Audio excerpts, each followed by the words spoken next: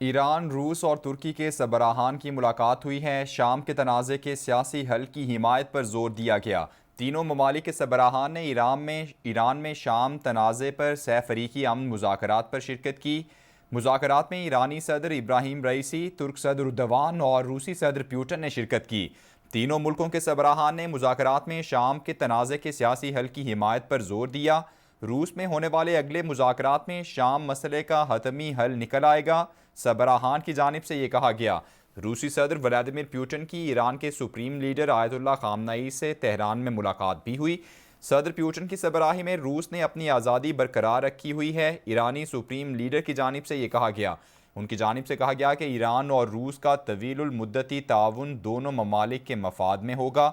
سب ممالک کو تجارت امریکی ڈالر کے بجائے اپنی کرنسی میں کرنی چاہیے۔ ایران اور روس کے درمیان قبل ازیں مختلف شعبوں میں تعاون کے لیے مفاہمتی یادداشتوں پر دستخط ہوئے۔ توانائی کے شعبے میں تعاون کے لیے تقریباً $40 ارب مالیت کی مفاہمتی یادداشت پر دستخط کیے گئے۔ ایران، روس اور ترکی کے سربراہان کی ملاقات ہوئی ہے۔ شام کے تنازع کے سیاسی حل کی حمایت پر زور دیا گیا۔ تینوں ممالک کے سربراہان نے ایران میں شام تنازع پر سہ فریقی امن مذاکرات میں شرکت کی۔ مذاکرات میں ایرانی صدر ابراہیم رئیسی، ترک صدر اردوان اور روسی صدر ولادیمیر پیوٹن نے شرکت کی۔ تینوں ملکوں کے سربراہان نے مذاکرات میں شام کے تنازع کے سیاسی حل کی حمایت پر زور دیا۔ روس میں ہونے والے اگلے مذاکرات میں شام مسئلے کا حتمی حل نکل آئے گا، سربراہان کی جانب سے یہ کہا گیا۔ روسی صدر پیوٹن کی ایران کے سپریم لیڈر آیت اللہ خامنئی سے تہران میں ملاقات بھی ہوئی۔ صدر پیوٹن کی سربراہی میں روس نے اپنی آزادی برقرار رکھی ہوئی ہے، ایرانی سپریم لیڈر کی جانب سے یہ کہا گیا۔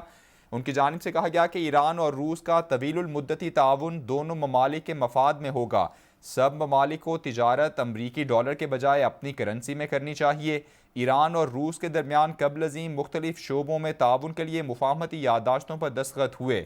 توانائی کے شعبے میں تعاون کے لیے تقریباً $40 ارب مالیت کی مفاہمتی یادداشت پر دستخط کیے گئے۔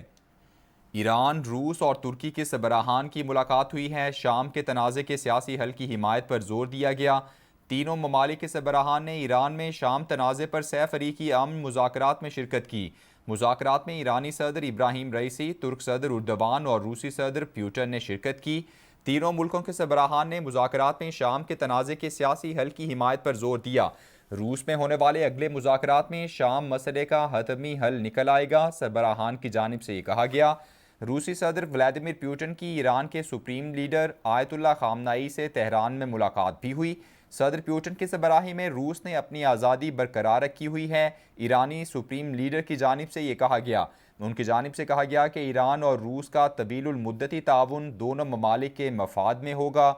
سب ممالک کو تجارت امریکی ڈالر کے بجائے اپنی کرنسی میں کرنی چاہیے۔ ایران اور روس کے درمیان قبل ازیں مختلف شعبوں میں تعاون کے لیے مفاہمتی یادداشتوں پر دستخط ہوئے۔